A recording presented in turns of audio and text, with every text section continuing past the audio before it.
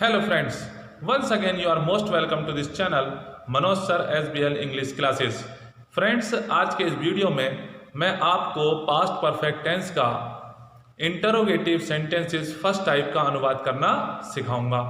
जैसा कि फ्रेंड्स आप जानते हैं कि पास्ट परफेक्ट टेंस में दो प्रकार के सेंटेंसेस होते हैं, पहला सिंपल सेंटेंसेस, दूसरा कॉम्प्लेक्स सेंटेंसेस। तो फ्रेंड्स पहले मैं आपको सिंपल सेंटेंसेस का अनुवाद करना सिखाऊंगा। तो चलिए फ्रेंड्स देखते हैं इसका रूल। जैसा कि फ्रेंड्स आप बोर्ड पे देख रहे हैं, रूल है यदि वाक्य क्या शब्द से शुरू हो तो, यानी कि फर्स्ट टाइप आप जानते ही हैं हिंदी में क्या शब्द से शुरू होता है, लेकिन उस क्या की अंग्रेजी कभी भी वर्ड नहीं होती है। ये बात आप ध्यान रखेंगे। तो मैंने इसीलिए बहुत साफ तौर पे लिख दिया है, यदि वाक्य क्या शब्द से शुरू हो तो हैड को पहले लिखते हैं, यानी कि हर टेंस के मुताबिक वो क्या की इंग्लिश बदलती रहती है। पास्ट परफेक्ट टेंस में शुरू में क्या हो तो हम हैड का प्रयोग करते हैं, यानी कि शुरू में क्या के लिए हैड रखा जाता है।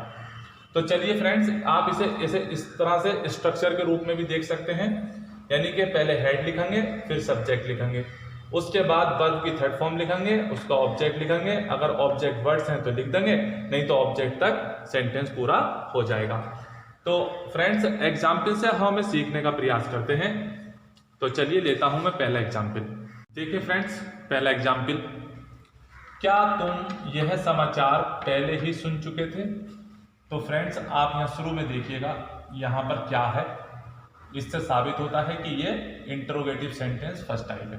ठीक, पहली बात। दूसरी बात, जब हम इसका अनुवाद करते हैं तो शुरू में क्या की अंग्रेजी कभी भी वर्ड नहीं लगाते हैं। ये बात आप बहुत अच्छे से ध्यान रखिएगा। क्या होता है फिर, जैसा कि मैंने अभी बताया था कि जब शुरू में क्या हो तो हमें हेड लिखना चाहिए, यानी कि आप इस बात को ध्यान रखिएगा कि जैसा टेंस होता है उसी के अकॉर्डिंग शुरू में उसकी हेल्पिंग वर्ब रखकर ही हम क्या की अंग्रेजी बनाते हैं। तो यहाँ पास्ट परफेक्ट टेंस में हमारा हेल्पिंग वर्ब हैड होता है, उसी को हम शुरू में रख लेते हैं। तो यहाँ पर क्या तुम, ये दो शब्द आप इसे अच्छे से समझिएगा।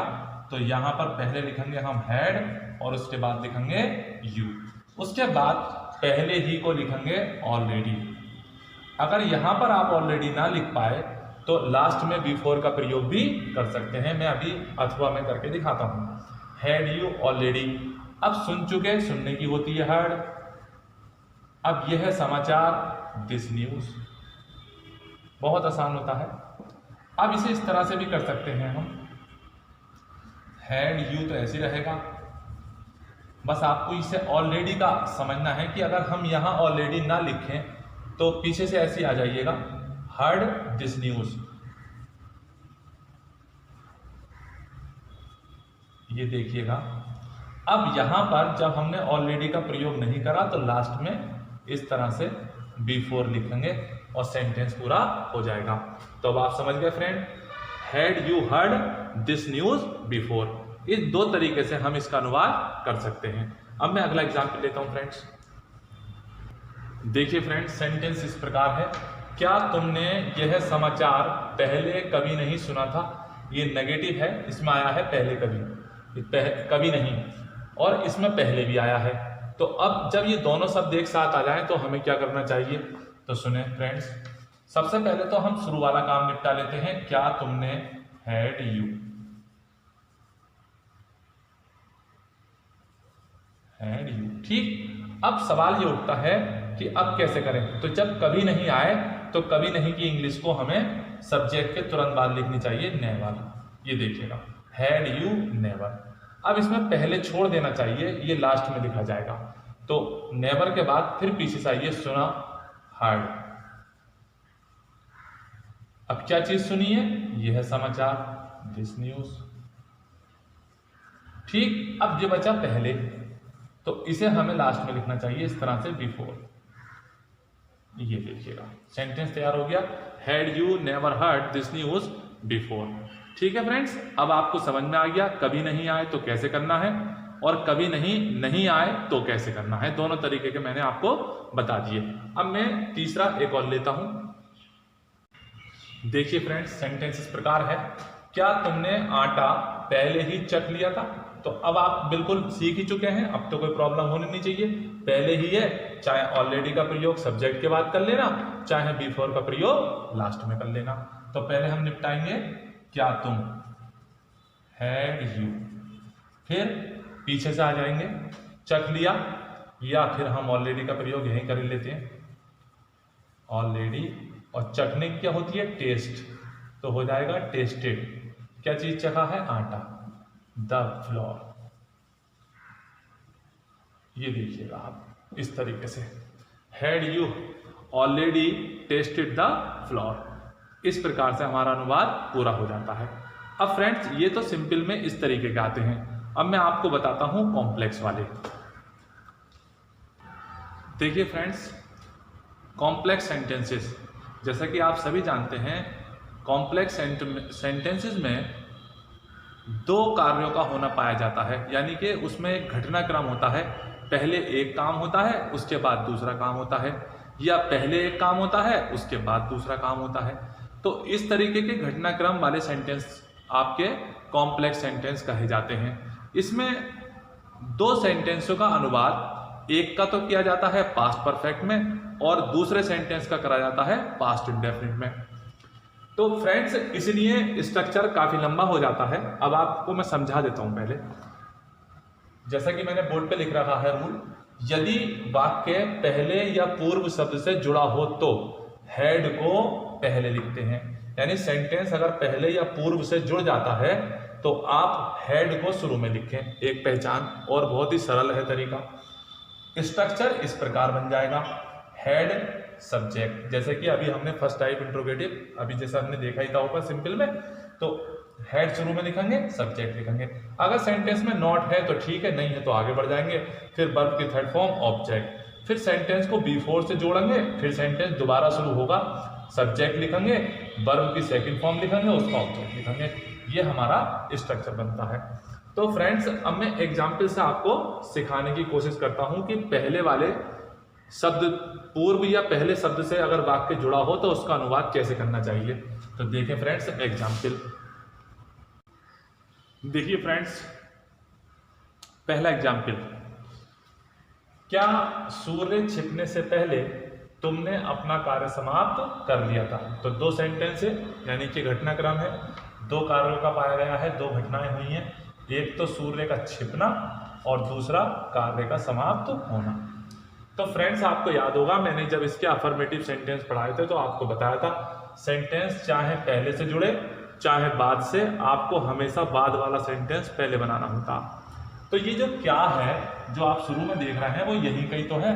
देखो मैं दिखाता हूं करके, क्या सूर्य छिपने से पहले तुमने अपना कार्य समाप्त कर लिया था, अर्थात ये वाला क्या यहाँ पर है, क्या तुमने अपना कार्य समाप्त कर लिया था। तो ये क्या शुरू में लिखा हुआ है, वास्तव में तो आप इसे यहाँ समझिएगा, क्या तुमने, तो यहाँ से शुरू करेंगे हम बाद वाला सेंटेंस, ये इस तरीके से। और हम जानते हैं कि इसके अंदर हेड का प्रयोग होगा, थर्ड फॉर्म का प्रयोग होगा।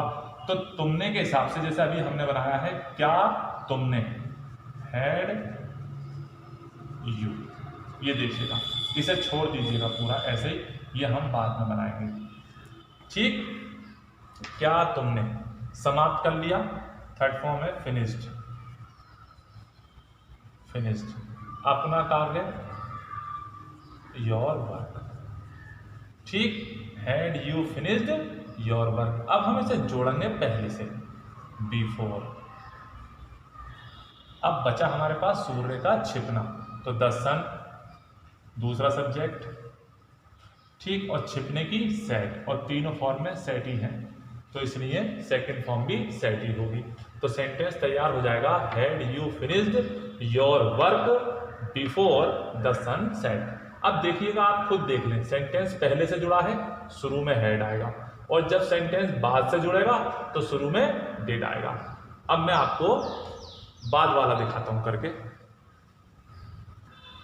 देखिए फ्रेंड्स, इसमें बाद वाले सेंटेंस का रूल होगा, यदि वाक्य बाद या पश्चात शब्द से जुड़े तो डिड को पहले लिखते हैं। स्ट्रक्चर के रूप में आप इसे देख लीजिएगा, डिड सब्जेक्ट, ठीक, सब्जेक्ट से पहले डिड है, डिड प्लस सब्जेक्ट, फिर अगर नॉट हो तो लगाइएगा, नहीं तो कोई बात नहीं है। बस ध्यान रखिएगा कि डिड वाले सेंटेंस में वर्ब की फर्स्ट फॉर्म आएगी, उसके बाद ऑब्जेक्ट। सेंटेंस पूरा हो जाएगा, फिर आफ्टर से जुड़ जाएगा और जुड़ने के बाद शुरू का सेंटेंस फिर से बनेगा और वो बनेगा subject plus head plus verb की थर्ड फॉर्म से। यानी कि आप समझ जाइएगा, अगर सेंटेंस में बाद या पश्चात शब्द आता है या सेंटेंस बाद या पश्चात शब्द से जुड़ा हुआ हो तो हमें शुरू में डिड लिखना चाहिए। अब मैं इसको करके दिखाता हूं आपको। फ्रेंड्स, एग्जाम्पल इस प्रकार है, क्या डॉक्टर साहब के आने के बाद रोगी मर गया था? तो इसमें आगे देखिएगा बाद, जुड़ गया बाद से, बाद हो या पश्चात एक ही बात है। तो मैंने आपको पहले ही बता दिया था फ्रेंड्स, सेंटेंस चाहे पहले से जुड़े चाहे बाद से, हमें बाद वाला सेंटेंस पहले ट्रांसलेट करना होता है। तो अब हमने देखा इस सेंटेंस के शुरू में क्या है और ये सेंटेंस बाद से जुड़ा हुआ है, तो ऐसी कंडीशन में हमें शुरू में डिड लिखना चाहिए। या फिर ऐसे समझ जाइएगा, जब सेंटेंस में बाद आता है तो बाद वाला सेंटेंस पास्ट इंडेफिनिट टेंस में बनता है। अब ये वाला जो क्या होगा वो क्या यहाँ पर रखा होना चाहिए, पर यहाँ की जगह इस तरह से शुरू में रखा मिलेगा आपको, क्या रोगी मर गया था, ये मतलब है इसका, डॉक्टर साहब के आने के बाद। ठीक, तो हम रोगी मर गया था, इसे क्या को यहाँ माने, क्या रोगी मर गया था, तो डिड शुरू में लिखा जाएगा। या फिर मैंने अभी अनाड़ियों वाली आपको तरकीब बताई थी कि सेंटेंस अगर बाद से जुड़े तो शुरू में डिड लिखना चाहिए। तो डिड द पेशेंट हर हाल में आ जाएगा आपको, डिड द पेशेंट।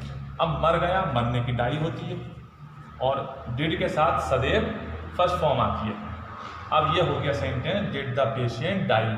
अब के बाद तो यहां पर हम लिखेंगे आफ्टर, ये इससे जुड़ गया आफ्टर। ठीक, अब सेंटेंस पूरा ये रखा है डॉक्टर साहब के आने के। ठीक, तो हम लिखेंगे अब दोबारा से द डॉक्टर, फिर उसके बाद आने से डॉक्टर साहब के आने से अब इसमें आएगा हैड, द डॉक्टर हैड, आने की थर्ड फॉर्म कम। इस तरीके से हमें ट्रांसलेट करना चाहिए, did the patient die after the doctor had come. तो फ्रेंड्स, आपने देखा कि सेंटेंस पहले से जुड़ा तो हमने किस तरह से अनुवाद किया, सेंटेंस अगर बाद या पश्चात से जुड़ा तो हमने किस तरह से अनुवाद किया। तो फ्रेंड्स, उम्मीद करता हूं कि ये वीडियो आपको बहुत पसंद आएगा। अगर वीडियो आपको पसंद आए तो प्लीज़ इसे लाइक करें, चैनल को सब्सक्राइब कर लें। मिलते हैं अगले वीडियो में। वीडियो देखने के लिए आपका बहुत बहुत धन्यवाद।